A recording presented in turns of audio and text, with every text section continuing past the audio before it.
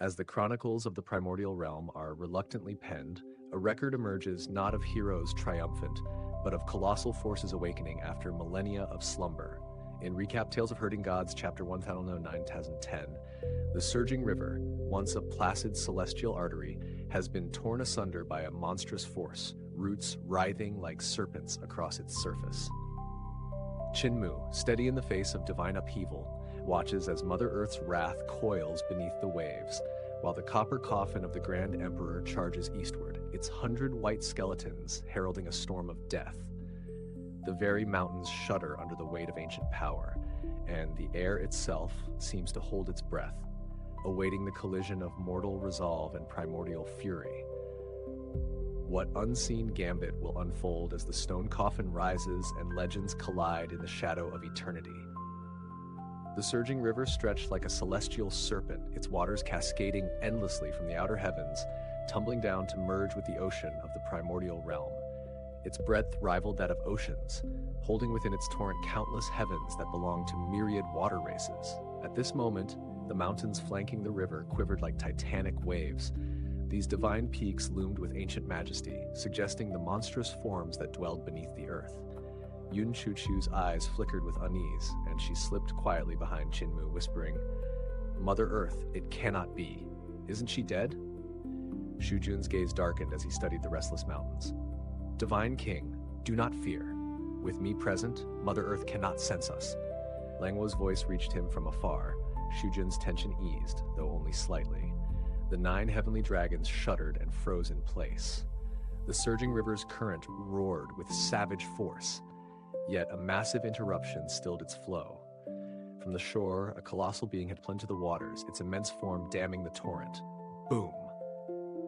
A shockwave rolled outward, and a gigantic stone coffin surfaced from the river's heart, barring the path of the heavenly dragon treasure carriage.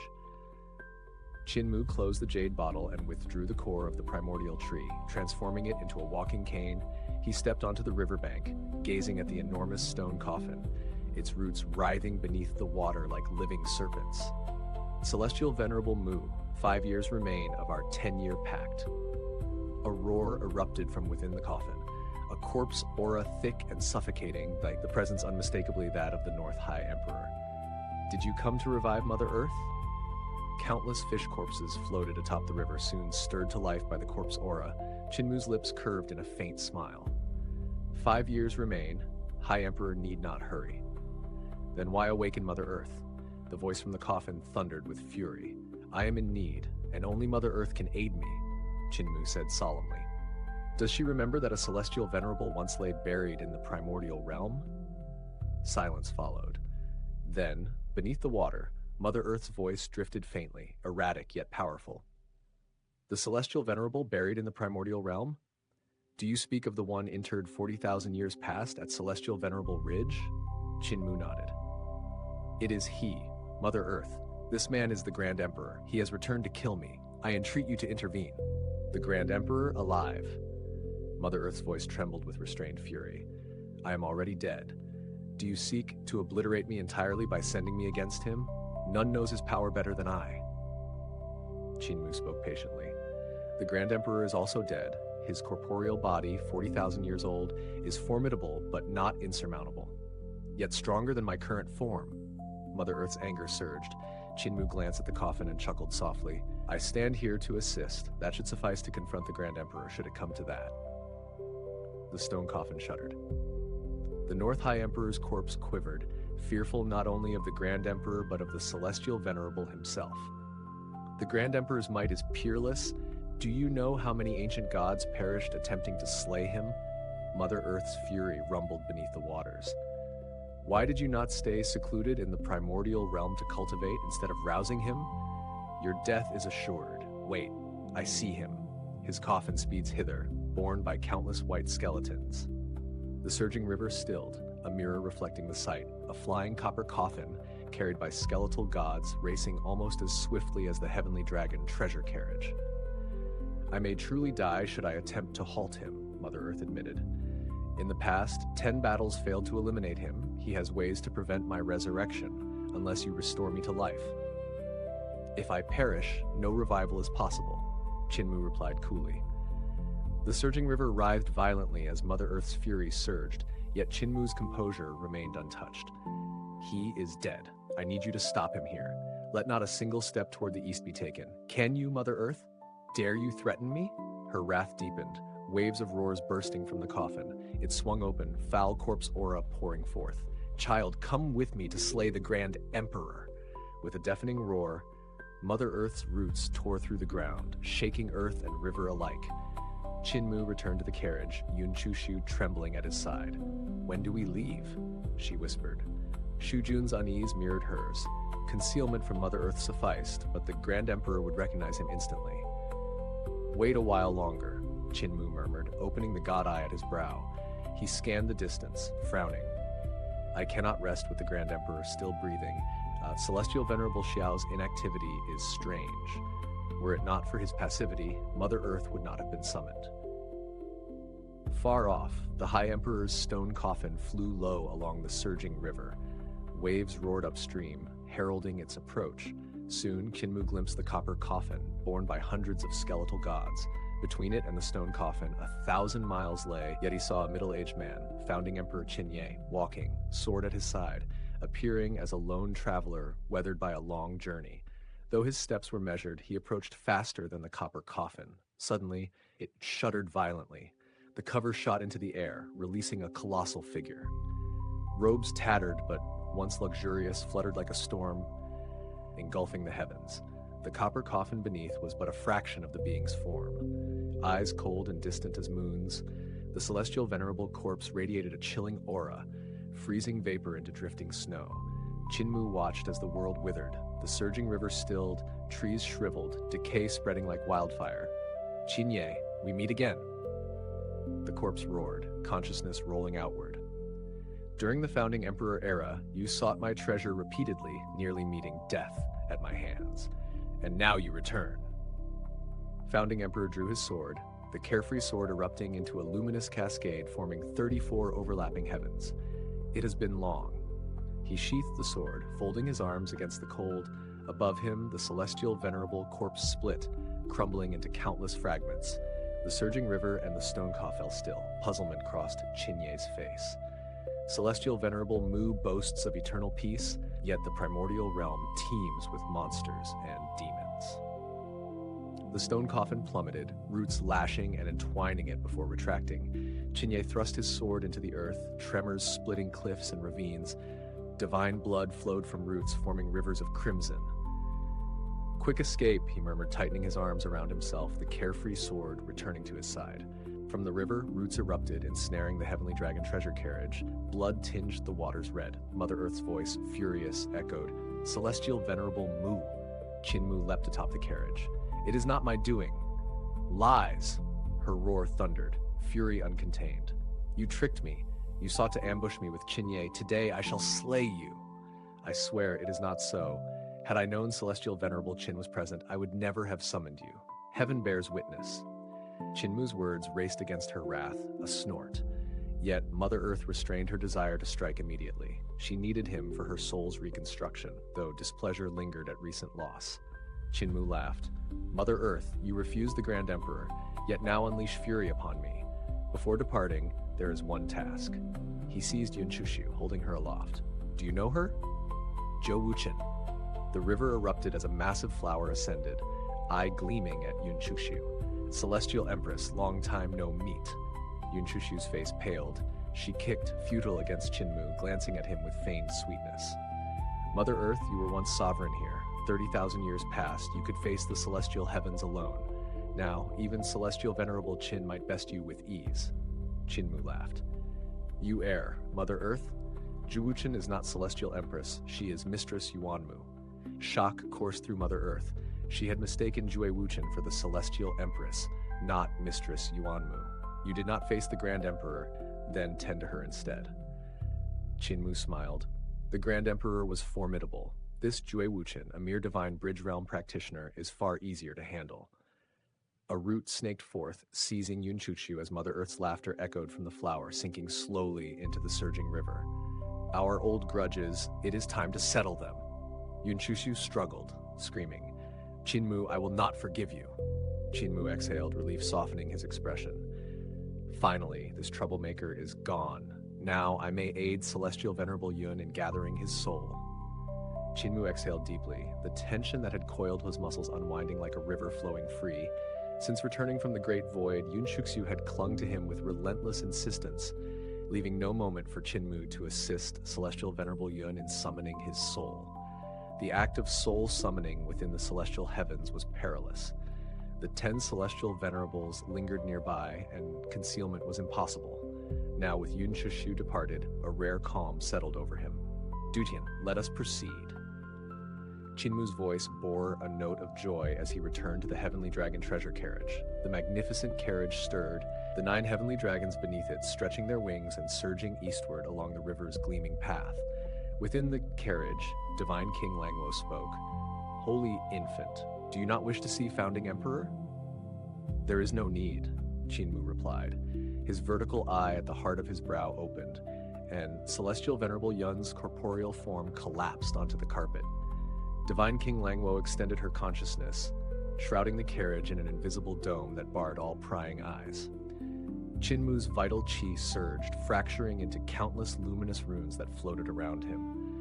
He came to observe the results of Eternal Peace's reforms. My meeting is unnecessary. He must witness it firsthand to dispel the illusions in his heart. Furthermore, I suspect Celestial Venerable Xiao watches this area through Celestial Venerable Yu. It is wiser for me to remain restrained.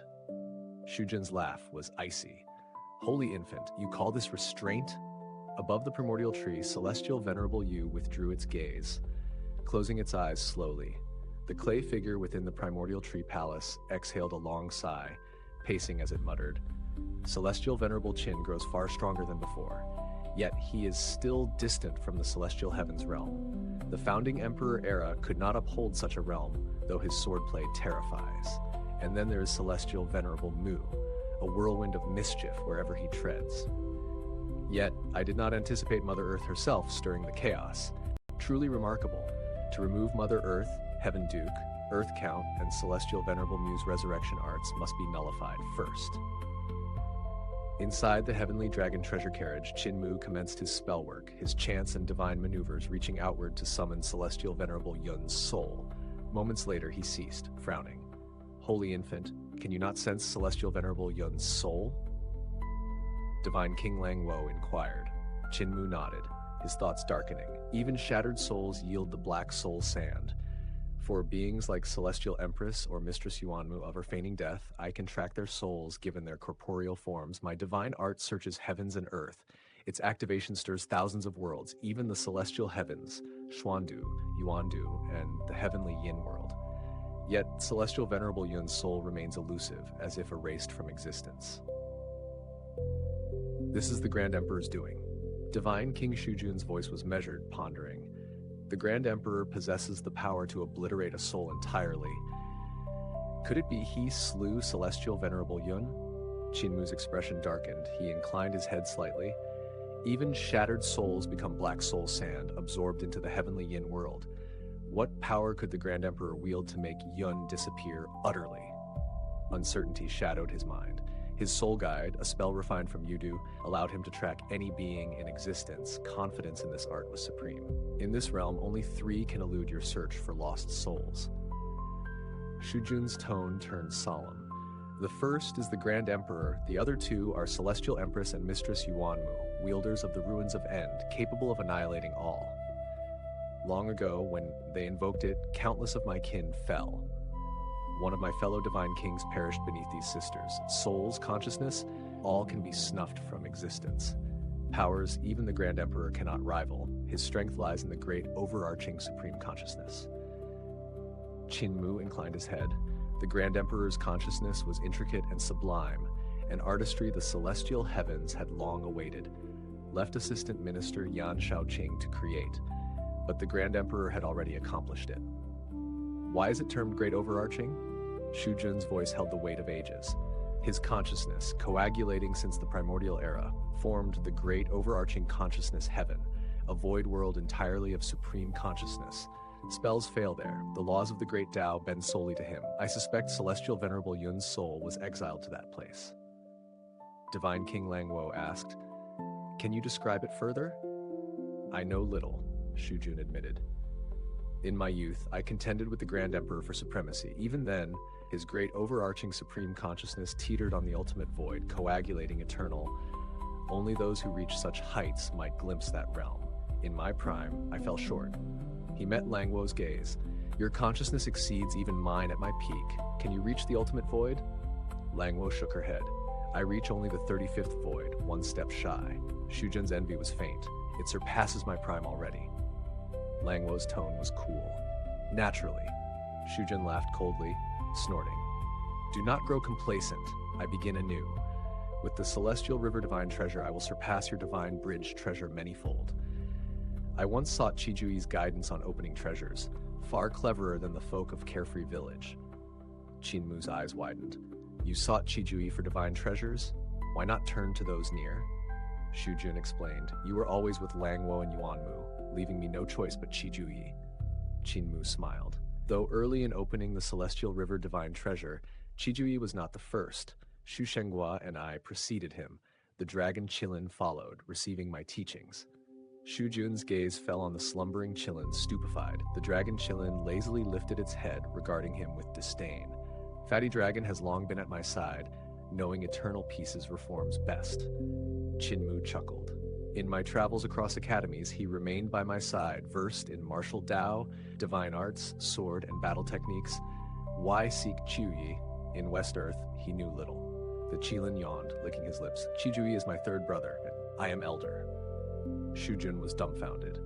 In the celestial heavens, a youthful girl with swaying twin ponytails rushed toward the spirit energy mutual shift bridge of the Patriarch Creation Palace. Another Yun Chushu. That rascal let Mother Earth seize me. That body shall be destroyed. Once, I reported her to Heaven Duke, and she suffered. Her ponytails slapped her back with every hurried step. Yet I shall not be shaken off. If barred from the primordial realm, I'll await him in eternal peace's capital. I've forged a heavenly god corporeal body. I will vent my fury. Approaching the bridge, she met Lian Huahun, both halted, eyes wary. Sister Chukshu, did you not depart with celestial venerable Mu to the primordial realm? Lian Huahun's eyes burned with curiosity and coldness. Why remain here? Yun Chukshu lifted her hands, ponytails draping in front of her chest, smiling. Can I not return? Sister Lian, where do you go? Lian Huahun's gaze softened. And you? Intend to mother me rather than be elder sister? Yun Chukshu's smile chilled. You crave control, but can you command me? You bound brother-in-law, yet he still lay with me. Lian Huahun laughed faintly. As my younger sister, can I not care? I follow wherever you go. Yun Chukshu rolled her eyes. If you wish, be my guest. She crossed the spirit energy mutual shift bridge, Lian Huahun shadowing her.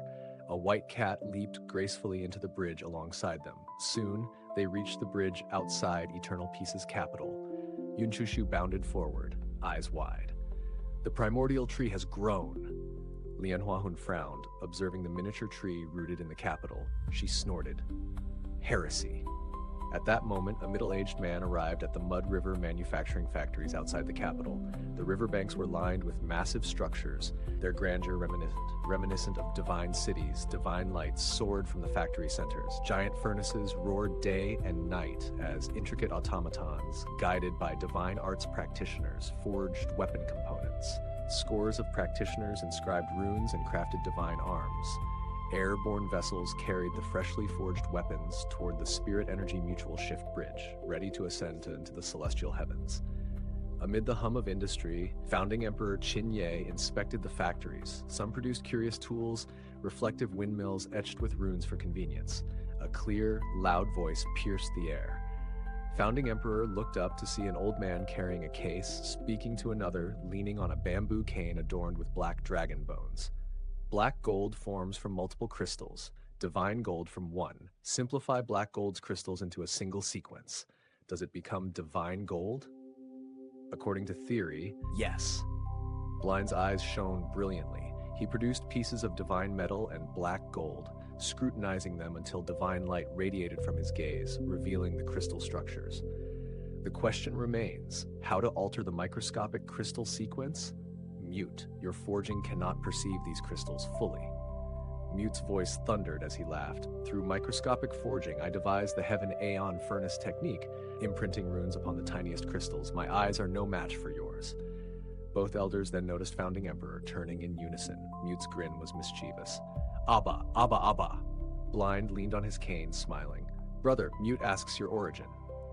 Founding Emperor stepped forward, smiling.